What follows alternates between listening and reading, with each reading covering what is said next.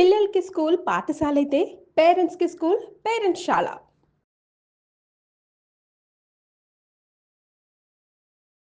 వనస్థలిపురంలోని ఓ family ఫ్రిడ్జ్లో నిల్వ ఉంచిన మటన్ తిని ఆసుపత్రి పాలయ్యారు.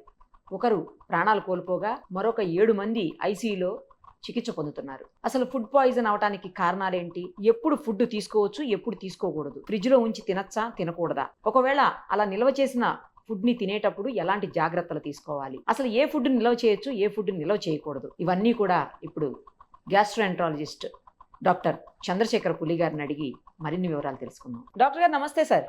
నమస్కారం. డాక్టర్ గారు ఒక్క విషయం చెప్పండి. మనం చూసాము అందరం, వనస్థలిపురంలో ఒక ఫ్యామిలీ ఈ రోజు వండుకున్నటువంటి మటన్ని ఫ్రిడ్జ్లో పెట్టి రేపు తినటం వల్ల ప్రాణాల మీదకు తెచ్చుకున్నారు. ఒకరు అందులో ఆర్టీసీలో కండక్టర్గా పనిచేసినటువంటి వ్యక్తి, అతను చనిపోతే మిగతా 7 మంది కూడా సీరియస్ కండిషన్లో డయేరియాతో బాధపడుతూ హాస్పిటలైజ్డ్, వాళ్ళ ఐసీయూలో చికిత్స పొందుతున్నారు. అయితే దాన్ని వేడి చేసి తిన్నారా, మామూలుగా తిన్నారా ఇదంతా తెలియదు, కానీ మొత్తానికైతే వాళ్ళు తిన్న ఫుడ్ పాయిజన్ అయిందని చెప్పేసి మాత్రం డాక్టర్స్ చెప్పారు. అసలు ఏ ఫుడ్ తినొచ్చు, అలా ఫ్రిడ్జ్లో నిలవబెట్టి ఏది తినకూడదు, తినాలనుకున్నప్పుడు ఎలాంటి జాగ్రత్తలు తీసుకోవచ్చు, వీటి మీద కొంచెం వివరంగా చెప్పండి. సో చాలా మంచి పాయింట్ అండి. సో ఒకప్పుడు చిన్నప్పుడు మనకి ఫ్రిడ్జ్లు ఉండవు. ఏ రోజు కారు ఆ పూటకు ఆ పూట ఫ్రెష్ గా వండుకొని తినేవాళ్ళు. అప్పుడు ప్రాబ్లమ్స్ చిన్నప్పుడు మనం చేసే ఫుడ్ ప్రాసెసింగ్, మన నాటుకోళ్ళు ఉన్నా కానీ అప్పటికప్పుడు పట్టుకుని వాటికి ఏమైనా ఇన్ఫెక్షన్స్ ఉంటాయేమో అని చెప్పి తాటేకులు కాల్చి దాన్ని కాల్చిన తర్వాత పసుపు అంటించి, అంటే పసుపు ఏంటి, యాంటీ డీకంటామినేషన్ బ్యాక్టీరియా, దాన్ని కాల్చిన తర్వాత మళ్ళీ కుక్ చేసి ప్రాపర్ గా కుండలో పెట్టి తిని నలుగురు తినేవాళ్ళు. ఆ టైంలో మనకి ఏమైనా జబ్బులు వచ్చాయా అవి తింటే? లేవు. ఆ తర్వాత అప్పుడు మనకి ఫ్రిడ్జ్లు ఉండేవి కాదు. మాక్సిమం ఉంటే పొద్దున ఉంటే సాయంత్రానికి ఎంతమంది ఉంటున్నారు, ఎంత ఉంటున్నారు దానికి సరిపడా మనం వండుకునేవాళ్ళం. అలాగే మటన్ కూడా ఒక పొట్టేలను పెంచి ఇంట్లో పెంచుకున్న తర్వాత అది ఏం తింటుంది, ఎలా ఉంది, ఆరోగ్యంగా ఉందా లేదా చూసుకుని దాన్ని మనకి ఏం చేస్తామంటే దాన్ని ఉడికించినప్పుడు కూడా దాన్ని కాల్చేవాడు. కాల్చిన తర్వాత పసుపు రాసి ఎట్లా చేసి, అంటే ఒక ప్రాసెస్ అనేది ఉండేది. మన పూర్వకాలంలో ఎలా ఉండేది అని అంటే, దాన్ని ఏం చేసేవాళ్ళు, దాన్ని పసుపు అనేది యాంటీసెప్టిక్ టర్మరిక్ టైప్ లో పెట్టి దాన్ని కాల్చేవాడు. కాల్చడం వల్ల ఒక కొంత టెంపరేచర్కి వెళ్ళిన తర్వాత అది మంచిగా యాంటీ బ్యాక్టీరియల్ మొత్తం ఉండేది. అలాంటిది మనకి ఫాస్ట్ ఫుడ్స్ ఏర్పడినాయి. ఫర్ ఎగ్జాంపుల్ కొన్నిసార్లు చూస్తూ ఉంటే విదేశాల్లో KFC కానీ బర్గర్లు కానీ ఒక రోజు కొన్నవి ఫ్రిడ్జ్ లో పెట్టి రెండో రోజు దాన్ని రీహీట్ చేసి తింటూ ఉంటారు. అలాంటప్పుడు గ్యాస్ట్రోఎంటరైటిస్, వాంతులు అవడం సర్వసాధారణం. కొన్నిసార్లు ప్రాణాల మీద తీసుకొచ్చే సిచ్యువేషన్ ఉంటుంది. దీంట్లో ఎందువల్ల కొంతమందికి ప్రాణాలు కోల్పోతారు ఏంటి అని చూసుకుంటే, ఈ ల్యామ్ లో నుంచి వస్తుందా ఇన్ఫెక్షన్, లేకపోతే మనం స్టోరేజ్ చేసిన ఫ్రిడ్జ్ లో నుంచి వస్తుందా, లేకపోతే దాన్ని సరిగ్గా హీట్ చేయకపోవడం వల్ల వస్తుందా, ఈ 3 రకాలు చూసుకుంటే బేసికల్లీ ఏ టైప్ ఆఫ్, అంటే ఇప్పుడు మనం బయట ఒక అరటిపండు పెట్టాం అనుకోండి, దానికి ఫంగస్ పడుతుంది. అవును, కరెక్ట్. సో ఒక అన్నము ఇవాళ పొద్దున వండింది 2 రోజుల తర్వాత తీసుకుంటే అది కూడా మెత్తగా అయిపోయి అది రకమైన వాసన, వాటర్ అంతా వచ్చేసి, వాటర్ రాకుండా స్మెల్ కూడా వస్తుంది, మురిగిపోయిన స్మెల్. సో అందాక ఎందుకు మనం తీసుకునే ఫ్రూట్స్ దేన్నన్నా మురగబెడితే ఆల్కహాల్ కింద మారుతుంది. అంటే ప్రాసెస్ ఆఫ్ ఫెర్మెంటేషన్ దీనికి తోడ్పడుతుంది. దాంట్లో బ్యాక్టీరియా ఉంటుంది, ఫంగస్ ఉంటుంది, వేరియస్ ఫెర్మెంటేషన్ ప్రాసెస్ ఉంటుంది. అలాంటిది ఇప్పుడు చాలా మంది చేసేది ఏంటి అని అంటే, ఫ్రిడ్జ్ గురించి వెళ్దాం. ఫస్ట్ పాయింట్, ఫ్రిడ్జ్ అనేది వచ్చింది. ఫ్రిడ్జ్ వచ్చిన తర్వాత ఏం చేస్తాము, పాలు దాంట్లోనే ఉంటాయి, పెరుగు దాంట్లో ఉంటుంది, కూరగాయలు అందులోనే ఉంటాయి, అన్ని అందులోనే ఉంటాయి, కూరగాయలు అన్ని దాంట్లోనే ఉంటాయి. తర్వాత ఈ మధ్యన డాక్టర్ గారు ఈ ఏమంటారు, శనగపిండి, బియ్యం పిండి, లేకపోతే చపాతీ పిండి, ఇలాంటివి కూడా ఫ్రిడ్జ్ లో పెడుతున్నారా?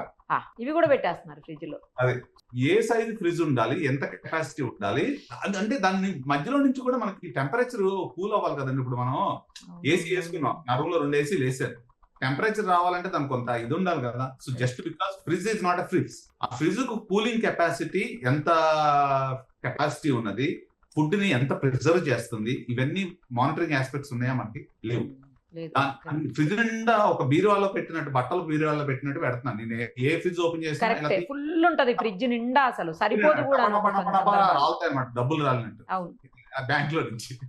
సో దీంతో మనకు కావాల్సిన రైట్ టెంపరేచర్ ఫుడ్ కి వెళ్తుందా లేదా ఫస్ట్ పాయింట్. ఓకే, ఇప్పుడు మీరు అడిగారు కాబట్టి ఫ్రిడ్జ్ లో పెట్టిన ఫుడ్ తినాలా లేదా అనేది ఫస్ట్ పాయింట్. అయితే ప్రతి ఫ్రిడ్జ్ కి వాడు చెప్తాడు, ఇంత వాల్యూమ్, ఈ టైప్ ఆఫ్ ఫుడ్ దాంట్లో పెట్టాలి, ఈ టైప్ ఆఫ్ ఫుడ్ పెట్టకూడదు, ఈ టైప్ ఆఫ్ ఫుడ్ పెట్టడం వల్ల, ఎందుకంటే దాని కూలింగ్ ఆస్పెక్ట్ లేనప్పుడు ఆ ఫుడ్ ప్రిజర్వేషన్ ఆ యొక్క -డిగ్రీస్ కి వెళ్ళదు కదా. First point. మీరు ఎన్నిసార్లు చూసింటారు ఫ్రిడ్జ్ లో తీస్తే వాటర్ బాటిల్ కూల్ అవ్వాలి ఎంత టైం పడుతుంది చెప్పాలంటే. సో దానికి ఏంటి, ఫ్రిడ్జ్ లోపల సర్క్యులేషన్ అనేది ఉండాలి, ఆ టెంపరేచర్ అది ఉండదు. చాలా మంది ఎన్నో యుగాలుగా పెట్టిన వెన్న ఉంటుంది, మళ్ళీ తీస్తారు వెన్న, కొద్దిగా తీసి మళ్ళీ లోపల పెడతారు. అంటే ఏమవుతుంది, తీసుకున్న వెన్న బయట పెట్టినప్పుడు దానికి కావాల్సిన బ్యాక్టీరియా దాంతోపాటు తీసుకుపోతుంది లోపలికి. దాన్ని కవర్ చేస్తామో లేదో తెలియదు, అది లోపల ఎయిర్ సర్క్యులేట్ అయ్యి కూలింగ్ అప్పుడు తీసుకెళ్లి మనం ఉన్న మీట్ ఏదో ఉంటుంది కదా దాని మీద పెట్టేస్తాం. సో చాలా మంది విదేశాల్లో ఏం చేస్తారు అని అంటే ఒక క్వాంటిటీ ఆఫ్ ఫ్రిడ్జ్ ఉంటే వాడు క్లారిటీగా చెప్తారు, ఇంత ఫుడ్ పెట్టాలి, ఇంత ఏరియా, దీనికి మధ్యలో ఎంత గ్యాప్ ఉండాలి, so that the air goes between and heats them or cools them whatever it is. So ఆ ఏరియేషన్ ఆ సర్క్యులేషన్ లేనప్పుడు ఏమవుతుందంటే దీంట్లో ఉన్న బ్యాక్టీరియా మనం తీసి మళ్ళీ 100 సార్లు పెట్టింది ఒకదాని నుంచి ఒకదానికి ట్రాన్స్ఫర్ అవుతుంది. ట్రాన్స్ఫర్ అయినప్పుడు ఏమైపోతుంది అని అంటే ఆ యొక్క ఫుడ్ కి పట్టుకుంటుంది. So next point, coming back to వండిన తర్వాత ఎంతసేపటి తర్వాత ఫ్రిడ్జ్ లో పెట్టాలి.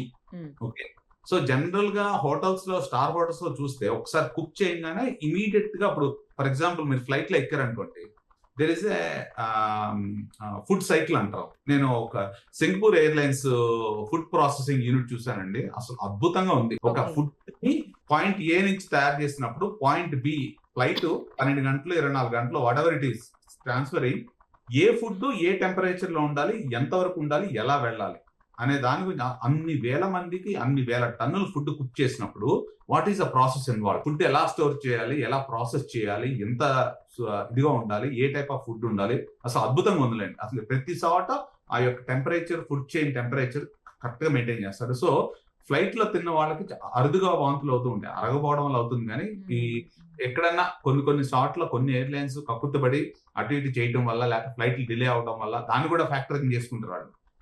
క్యాటరింగ్ కావాలంటే పడేస్తారు మంచి ఎయిర్లైన్స్ వాళ్ళు. కొంతమంది if they transfer differently, that's another story. So next point ఏంటంటే, వీళ్ళు ముందు రోజు వండిందో 2-4 రోజులు కిందటదో, లేకపోతే వీళ్ళు చుట్టాలింటికి వెళ్ళినప్పుడు మనకి ఏదో పాపం వెళ్తున్నారు కదా ఇంటికి వెళ్ళి ఏం వండుకుంటారులే అని చెప్పి పొద్దున వెళితే Bonalu important. Pick the point, Bonalu ఇక్కడ. ఓకే, అత్తగారింటికి వెళ్దామో, మామగారింటికి వెళ్దామో, లేకపోతే అమ్మగారింటికి వెళ్ళడం అవుతుంది. మా అమ్మాయి కష్టపడద్దని చెప్పేసి పొద్దున వండిన బోనాలు సాయంత్రానికి టిఫిన్ లో కడితే వీళ్ళు అక్కడి నుంచి వచ్చి ఫ్రిడ్జ్ లో పెట్టుకొని నెక్స్ట్ రోజు 3 రోజులు సరిపడా మళ్ళీ ఏం వండుతాంలే అని చెప్పి. So if you look at it, ఏ రోజు జరిగింది నాకు తెలియదు, ఎప్పుడు జరిగిందండి ఇది? సండే రోజు బోనాల సందర్భంగా వండుకున్నారంట ఇంట్లో, దాన్ని మండే రోజు తిన్నారండి. చూసాను నేను ఎలా చెప్తాను, నేను ఈ పాయింట్ నాకు తెలియదు, but I felt that is what the problem is. So actually Bonalu పొద్దున వండుంటే ఆ యొక్క టెంపరేచర్ డీఫ్రీజ్ అయిపోయి ఉంటది. బోనాల సందర్భంగా మటన్ వండుకున్నారండి, కానీ ఇప్పుడు ఏదైనా ఫుడ్ ఉన్నది విత్ ఇన్ 3 hours లో ఫ్రిడ్జ్ లో పెట్టుకోవాలి, లేకపోతే you get infection. With in 3 hours లో పెట్టాలా? అది point. So with in 3 hours లో పెట్టాలి. తర్వాత ట్రాన్స్ఫరింగ్ పాయింట్ పట్టుకొచ్చేటప్పుడు దాంట్లో బ్యాక్టీరియల్ ఇన్ఫెక్షన్స్, తర్వాత తీసుకొచ్చి ఫ్రిడ్జ్ లో పెట్టిన ప్రాసెస్, తర్వాత ఏ రకంగా మళ్ళీ రీహీట్ చేశారు అనేది కూడా చాలా ఇంపార్టెంట్. ఇప్పుడు దీంట్లో ఇప్పుడు ఏమవుతుంది, నేను ఇందాక ఏమన్నాను, సో ఏదన్నా మనం ఫ్రూట్స్ నే మనం ఫెర్మెంట్ చేస్తే దాన్ని వేరే రకంగా తయారవుతుందని చెప్పాను పాయింట్ ఇక్కడ. సో దీంట్లో ఏమైపోతుంది అని అంటే, తీసుకొచ్చిన ఫుడ్ కొంచెంసేపు బయట పెట్టిన తర్వాత మోస్ట్ లైక్లీ అదే ఉంటుంది, తర్వాత ఫ్రిడ్జ్ లో పెట్టుంటారు. ఫ్రిడ్జ్ లో పెట్టిన తర్వాత పిల్లలు ఇంటికి వెళ్తామా, లేకపోతే పొద్దున్నే లేచినప్పుడు ఇంకా మళ్ళీ ఏం వండుతామా అని చెప్పి మనం మైక్రోవేవ్స్ యూజ్ చేస్తాం. Microwave heating is one of the most dangerous. మీరు ఎప్పుడన్నా హడావిడిగా మైక్రోవేవ్ హీట్ చేసినప్పుడు అవుటర్ సైడ్ హీట్ ఉంటుంది, మధ్యలోకి వెళ్ళేసరికి మామూలుగా అంత హీట్ అవుతుంది. నోటీస్ చేశారు మీరు? సో ఇక్కడ మైక్రోవేవ్ లో ఏంటంటే దాంట్లో ఎలక్ట్రోమాగ్నెటిక్ ఎనర్జీ యూజ్ చేయడం వల్ల అదేమంటే కొద్దిగా నీళ్లు ఉంటే దాన్ని షేక్ చేసి that's how the heat is generated in the food. So అది కొంత టైం అనేది ఇవ్వాలి లోపల వరకు వెళ్ళడానికి. సో వీళ్ళు ఏం చేస్తారు, 2 నిమిషాలు వాట్ ఎవర్ ఇట్ ఈస్ పెడతారు. అదేమవుతుంది, డీఫ్రీజ్ అయిందో లేకపోతే నార్మల్ గా ఉన్నదో మొత్తం అంతా యూనిఫామ్ గా హీట్ అవుతుంది. యూనిఫామ్ గా హీట్ అయిపోయేసరికి ఏమవుతుంది, లోపల ఆల్రెడీ బ్యాక్టీరియా ఉన్నది కదా మన ట్రాన్స్ఫర్ ప్రాసెస్ లో, లేకపోతే మన ఫ్రిడ్జ్ లో ఉన్నదాన్ని వెన్న మీద నుంచి ఒక దాని మీద దూకుండొచ్చు. సో అప్పుడు ఏమవుతుందంటే కొన్ని బ్యాక్టీరియా కొన్ని టెంపరేచర్ లో లెగిస్తాయి అనమాట. అమ్మ బాహుబలి అని లెగిస్తాయి అనమాట. సో దీంట్లో 3-4 రకాల ఇన్ఫెక్షన్స్ ఉంటాయి. ఒకటి స్టెఫలోకోకస్ ఇన్ఫెక్షన్, టాక్సిన్ రిలేటెడ్ ఉంటాయి, అది తినంగానే వాంతులు అవుతాయి. First point. బ్యాక్టీరియా అని ఒక ఇన్ఫెక్షన్ ఉంటుంది. ఓకే, కొన్ని క్లాస్ట్రీడియా అంటే ఇప్పుడు టెటనస్ వ్యాక్సిన్ వేసుకుంటాం కదా మనం, బాటులిన్ టాక్సిన్స్. సో దాంట్లో క్లాస్ట్రీడియం అనే ఇన్ఫెక్షన్ కూడా ఉంటుంది. అది ఏమవుతాయంటే దాని చుట్టూ ఒక కోటింగ్ లాగా కోట్ లాగా వేసుకున్నట్టు ఉంటాయి. ఎప్పుడైతే మనం ఒక పర్టికులర్ టెంపరేచర్కి వచ్చినప్పుడు అవి పగిలి తర్వాత బ్యాక్టీరియల్ టాక్సిన్స్ కింద ఫామ్ అవుతుంది. క్లాస్ట్రీడియం డెఫిసిల్ అంటాం. దానివల్ల విరోచనాలు రావడం జరుగుతూ ఉంటుంది. సో ఈ రకంగా ఎన్నో రకాల బ్యాక్టీరియా ఉంటాయి. సో ఇది నాకు తెలిసినంత వరకు అంటే తిన్న విత్ ఇన్ 6 hours లో కనుక వామిటింగ్స్ వచ్చి డిహైడ్రేట్ అయ్యి టాక్సిన్స్ బాడీలో లూజ్ మోషన్స్ కూడా అవుతాయండి. ఇవన్నీ అవుతాయండి. సో బేసికల్ ఏమవుతుందంటే ఎండోటాక్సిన్స్ అంటామండి. ఒక్కసారిగా బీట్లు పడిపోయి ఫీవర్ వచ్చి వామిటింగ్స్ డయేరియా ఇవన్నీ వస్తాయి. అదేంటంటే టాక్సిన్ రిలేటెడ్ ఇన్ఫెక్షన్. అలా కాకుండా కొన్ని గంటలు లేకపోతే ఒక రోజు తర్వాత జరిగింది అనుకోండి, అప్పుడు ఏమవుతుంది లోపలికి వెళ్ళిన తర్వాత అప్పుడు ఇన్ఫెక్ట్ అవుతుంది. మోస్ట్ లైక్లీ ఇంకా కొంచెం టైం తీసుకుంటుంది అన్నట్టు. ఎందుకంటే లోపలికి వెళ్ళి మళ్ళీ రెప్లికేట్ అవ్వాలి. సో మూడో ఫ్యాక్టర్ తీసుకుంటే మోస్ట్ ఇంపార్టెంట్, ఇప్పుడు నాకే diabetes, heart attack, kidney problems ఉన్నాయి అనుకోండి, నాకు అలాంటి ప్రాబ్లం వచ్చిందంటే I deteriorate very quickly and end up in some other place. మీకు అర్థమైంది? అంటే బాడీ ఇమ్యూనిటీ కూడా ఉండాలి కదా. అవునులేండి. ఒకరికి తేడా ఉంటుంది కదా, ఒకరికి రియాక్ట్ అయినట్టు ఇంకో ఆ బాడీ ఇంకొకరికి చాలా మంది అడుగుతారు, అందరూ ఒకటే తిన్నాం, అదే నాకు అదే డౌట్. అందరూ ఒకటే తిన్నారు కదా, ఒకతను చనిపోయాడు, మిగతా 7 హాస్పిటలైజ్డ్ సీరియస్ కండిషన్. ఎందుకంటే చాలా మంది చెప్పేది ఏంటంటే, సార్ అందరూ ఒకటే ఫుడ్ తిన్నాము, మా అబ్బాయికి వచ్చింది నాకు రాలేదు ఏంటంటే, ఓకే మీ అబ్బాయి ఏజ్కి వచ్చేస్తే మీకు కూడా రాదని చెప్తా. So it's all body immunity. So 2 factors ఉంటాయి. ఓకే, ఒకటే స్కూల్కి వెళ్తారు, ఒకటే పుస్తకం చదువుతారు, వాడు పాస్ అవుతాడు, వాడు ఫెయిల్ అవుతాడు. ఎందుకని? మనిషికి తేడా వచ్చేస్తుంది. ఎగ్జాక్ట్లీ. సో అలాగే ఇది ఒక మనిషికి అతనికి అండర్లైన్ కార్డియా ఇష్యూస్ ఏమున్నాయో నాకు తెలీదు, comorbidities. So that's one of the things. So నేను జనాలకు చెప్పదలిసింది ఏంటంటే, అప్పుడు అడుగుతారు, డాక్టర్ గారు చెప్తున్నారు ఈయన ఫ్రిడ్జ్ లో పెట్టుకోవడా అనేది క్వశ్చన్ ఒకటి. ఎట్లాంటి తింటాడు? సరే, ఈయన ఇవన్నీ చెప్తున్నాడు, బాగానే ఉంది. Swiggy most important point.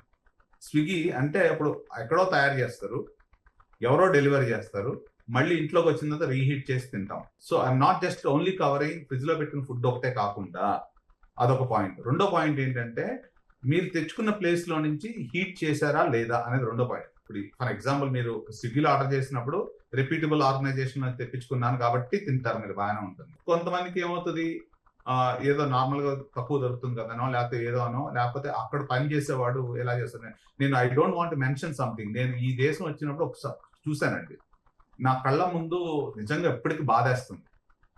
I'm not saying which place it is.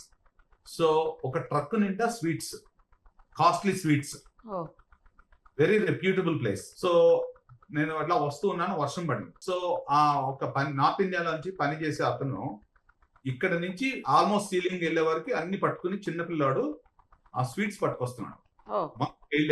Child labour. Number 2, వాడు మెట్లు దిగేటప్పుడు ఒక స్టెప్ కి డిఫరెన్స్ ఉంది. ఇది రాత్రి 11:30, 12 గంటలకి మొత్తం ట్రే ఆఫ్ స్వీట్స్ కింద పడేశారు.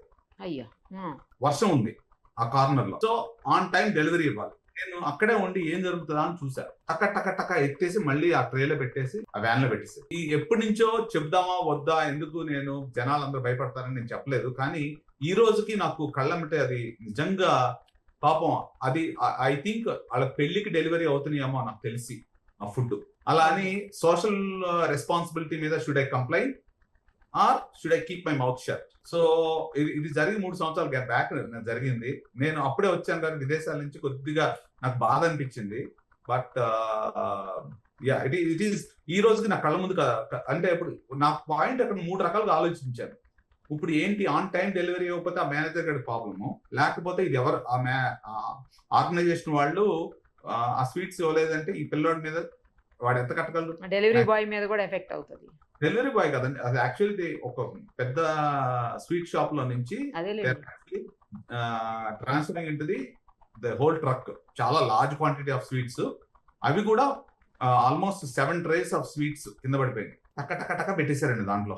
డాక్టర్ గారు, నాకు ఒక విషయం చెప్పండి. ఇప్పుడు 2-3 డౌట్స్ ఉన్నాయి ఈ విషయంలో. ఒకటేంటంటే, అసలు ఏ ఫుడ్ని హీట్ చేసి తినొచ్చు, ఏ ఫుడ్ని అసలు వండిన ఆహారాన్ని ఒకసారి డైరెక్ట్గా తినటం బెటరా, లేకపోతే దాన్ని ఫ్రిడ్జ్లో పెట్టుకుని అయితే పక్కన పెట్టుకుని మళ్ళీ హీట్ చేస్తుంటారు కొంతమంది.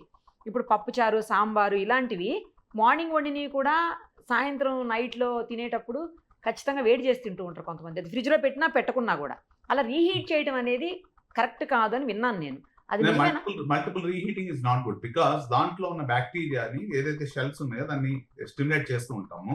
సో ఎస్పెషల్లీ రైస్ ఐటమ్స్, నేను చాలా మంది ఇప్పుడు ఎస్పెషల్లీ ఈ సీజన్ మాన్సూన్ సీజన్ లో వాటర్ కంటామినేషన్ ఉంటుందండి. సో వచ్చిన వాటర్ వీళ్ళు యాడ్ చేసిన వాటర్ మళ్ళీ రీహీట్ చేసినప్పుడు, వాటర్ హీట్ చేసినప్పుడు దాని నుంచి వచ్చిన బ్యాక్టీరియా రీయాక్టివేట్ అవడము, నాకు ఈ వన్ వీక్ 10 days నుంచి చాలా మంది వామిటింగ్, గ్యాస్ట్రోఎంటరైటిస్ ఇలాంటి ఫీవర్ తోటి వచ్చిన వాళ్ళు చాలా మంది ఉన్నారు. సో మీరు చెప్తున్న పాయింట్ లో 7 ఎఫెక్ట్ అయ్యారు కాబట్టి I believe it is because of the reheated meet అని నేను అనుకుంటున్నాను నేను. సో కానీ జనరల్ గా ఈ వారం రోజులు 10 రోజుల నుంచి average gastric patients from gastroenteritis, vomiting నా దగ్గర అడ్మిట్ అయిన చాలా మంది ఉన్నారు. సో రీహీట్ చేయడం అనేది కరెక్ట్ కాదు. అయితే రీహీట్ చేయడం కరెక్ట్ కాదు. సో వాళ్ళు కూడా జనాలు ఏమనుకుంటారంటే సరే రీహీట్ చేయకపోతే వాట్ ఈస్ అంటే ఎలా కుదురుతుంది మనం ఉన్న బిజీ లైఫ్ లోకి, పొద్దున వెళ్ళి మళ్ళీ వండుకోవడం, సాయంత్రం లైఫ్ ఒక వైఫ్ అండ్ హస్బెండ్ ఉంటే ఒకళ్ళ ఇంట్లో కూర్చొని వండాలా అనేది క్వశ్చన్. సో విదేశాల్లో కూడా రీహీట్ చేసుకుని తింటారు కదా.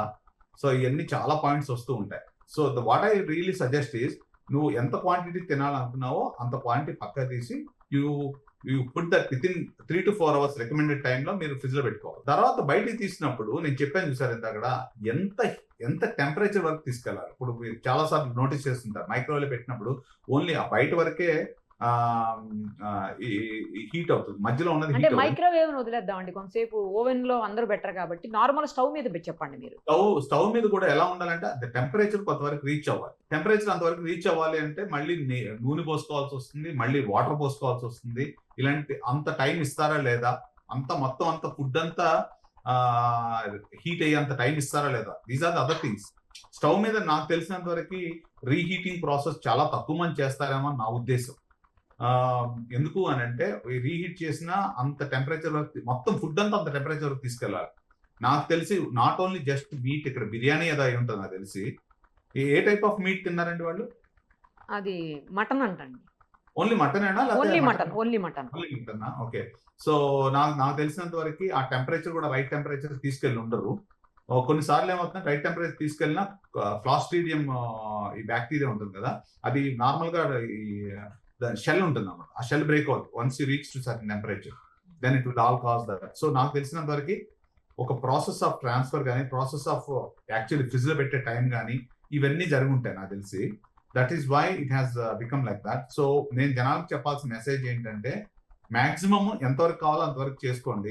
ఈవినింగ్ మీల్స్ లైట్ గా తీసుకోండి, ఎందుకంటే చాలా మంది gas problems heavy evening meals వల్ల వస్తుంది. కానీ మనం ఎందుకు ఈవినింగ్ టైం ఎక్కువ తింటాం అని అంటే ఫ్యామిలీ అందరూ ఉంటారు, నలుగురితో కూర్చొని టేబుల్ మీద కూర్చొని తినొచ్చు అన్న రిలాక్స్డ్ గా ఉంటారు. ఈవినింగ్ పనులన్నీ అయిపోతాయి, రిలాక్స్ కొంచెం తింటారు ఎక్కువ. సో జనరల్ గా ప్రాబ్లం ఏమొస్తుంది, ఎస్పెషల్లీ వర్కింగ్ గ్రూప్ ఉన్న వాళ్ళు ఇంటికి వెళ్ళేసరికి మళ్ళీ వండి అలసిపోయి ఉంటారు. మార్నింగ్ వచ్చేటప్పుడే వండుకుని తర్వాత ఫ్రిడ్జ్ లో పెట్టడమో ఏదో చేయడమో చేసి ఈవినింగ్ మళ్ళీ హీట్ చేసి తింటూ ఉంటారు. జనరల్ గా హౌస్ వైఫ్స్ ఉన్న దాంట్లో పాపం చాలా అంటే మెజారిటీ ఇంకా స్టిల్ దే ఆర్ లైక్ మా హస్బెండ్ వస్తున్నారు వర్క్ చేసి ఫ్రెష్ గా వండుదాం అనుకునే వాళ్ళు చాలా మంది ఉన్నారు. సో వర్కింగ్ గ్రూప్ లో ఉన్న వాళ్ళకి మెయిన్లీ ఇలాంటి సిమ్టమ్స్ వస్తున్నాయి. వాళ్ళు అందరూ బయటకు వెళ్తున్నారు, ఈవినింగ్ కూర్చొని హెవీగా తిందాము, హీటింగ్ టైం ఎక్కువ పోవడం ఇలాంటి జరగడం వల్ల ఇవి వస్తున్నాయని నేను భావిస్తున్నాను. ఇంకొక డౌట్ కూడా ఉంది డాక్టర్ గారు. ఇప్పుడు మనం ఫ్రిడ్జ్ లో పెట్టి వాడొద్దు, అది తినద్దు అని అంటున్నాం. మరి మిల్క్ లాంటివి, కర్డ్ లాంటివి కంపల్సరీ ఫ్రిడ్జ్ లోనే పెట్టాలి, లేకపోతే మిల్క్ ఫ్రిడ్జ్ లో పెట్టకపోతే పాడైపోతుంది. పెరుగు కూడా సేమ్ పరిస్థితి, ఫ్రిడ్జ్ లో పెట్టలేదు అనుకోండి పుల్లగా అయిపోతుంది, అది తినలేనటువంటి సిచ్యుయేషన్ ఉంటుంది. మరి అలాంటి వాటి పరిస్థితి ఏంటి? ఎగ్జాక్ట్లీ, చాలా మంచి పాయింట్ చెప్పారు. నా పర్సనల్ ఎగ్జాంపుల్ చెప్తాను. సో విదేశాల్లో మిల్క్ యావరేజ్ గా దాని ఎక్స్పైరీ టైం ఉంటుంది 3 to 4 days. అది pasteurised, they also add some pasteurised chemicals to maintain certain preservation. ఆ టైం అయిపోయిన తర్వాత కంపల్సరీ పారేయాలి. 3 days ఉంటుంది ఎంతో మాక్సిమం. ఇక్కడ వచ్చిన తర్వాత 1 day, కొన్నిటికి 2 days ఉంటుంది సార్, కొన్నిటికి 1 day ఓన్లీ. అంత ఎక్కువ ఉండట్లేదండి నాకు తెలిసి. మనం కొద్దిగా ఇంకా మిల్క్ ప్రొడక్షన్ ఎక్కువ ఉంటుంది కానీ మనకి. సో నా ఉద్దేశం ప్రకారము సాయంత్రం కల్లా పెరుగు చేసుకుని దాన్ని మనం ఏం చేసేవాళ్ళం, పొద్దున్న పాలు వస్తే సాయంత్రాన్ని పెరుగు చేసుకుని నెక్స్ట్ రోజు తినేసి అయిపోతుంది. అవును, not doing like that. So ఈ మధ్య నేను ఏం చేస్తున్నాను అంటే నాకున్న బిజీకి నేను ఒక మిల్క్ ప్యాకెట్స్ తెప్పిస్తాను. అవి ఏం చేస్తానంటే దాని మీద కూడా ఎక్స్పైరీ టైం ఉంటుంది. ఎక్స్పైరీ టైం ఉన్న 3 రోజుల ముందే పాడైపోతుంది. సో నేను మా వాళ్ళకి చెప్తా, ఏదైతే ప్రొడక్షన్ టైం డేట్ ఉందో దాన్ని స్టాంప్ వేసారో అదే ఓపెన్ చేయండి. ఎందుకంటే నేను కూడా 2-3 సార్లు చేసి అదొక ఫుల్ టేస్ట్ వచ్చేస్తుంది, దాంతో గ్యాస్ట్రోఎంటరైటిస్ వస్తుంది అనమాట. ఎందుకు అని అంటే చిన్న పాట్ ఉంటుంది, క్యాలరీస్ 73 calories ఉంటాయి. సో నేను ఐ మీన్ గ్యాస్ట్రోంటాలజిస్ట్ అయినా నాకు టైం ఉండదు కాబట్టి ప్రాక్టీస్ లో. So I rather depend on some yoghurt, పెరుగుతోటి చేస్తాను నేను. కానీ నేను చూసిన దాని ప్రకారం ఏంటంటే ఇంకా 3 days ఎక్స్పైరీ ఉన్నా అది 5 days ఇస్తారు, అది నాకు 2 రోజులకే చేంజ్ అయిపోతుంది. ఇక్కడ ఏమవుతుంది, ట్రాన్స్ఫర్ టైం ఉంటుంది. బ్లింకిట్ లో పెడతారు, బండి మీద వేసుకొస్తాడు వాడు. సో ఆ టెంపరేచర్ మారింది, టెంపరేచర్ మారింది, కరెక్ట్. మారింది. మళ్ళీ ట్రాన్స్పోర్ట్ టైము మనం క్యాలిక్యులేట్ దాంట్లో చేసుకోవాలి. అప్పుడు ఏమవుతుంది, బ్యాక్టీరియా అప్పటిదాకా పడుకున్నవి ఒకసారి లెగిస్తాయి, మళ్ళీ ఫ్రిడ్జ్ లో పెడతాం, మళ్ళీ లెగిస్తాయి, మళ్ళీ బయటికి తీసి ఎమ్మటే తినం, మళ్ళీ లెగిస్తాయి. So you understand. So the food chain is very very important.